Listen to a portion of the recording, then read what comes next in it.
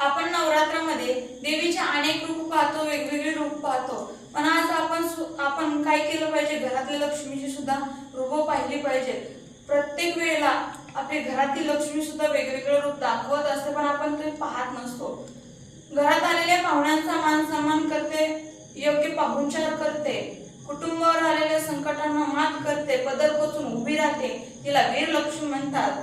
पै गोळा करून योग्य पैसा योग्य मार्गाने लावते, तिला धनलक्ष्मी म्हणतात। आपल्या मुलांना गर्भात वाढवते, तिला संतान लक्ष्मी म्हणतात। आपण तर हे रूप पाहतच नाही, आपण उद्याच्या वंशासोबत पण तिला सुद्धा योग्य सन्मान देते, तिला आदिलक्ष्मी म्हणतात। अशा अनेक रूप आहेत, पण आपण हे 3 रूप पाहिले आहेत। मग अजून कोणती रूप आहेत ताई?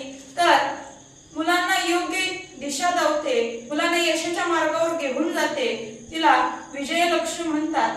365 दिवस आपल्या सर्वांची काळजी घेते, आपल्या सर्वांना काळजी घेऊन नीट वागवते, तिला गृहलक्ष्मी म्हणतात। रामकृष्ण हरी। चुकल्या ना?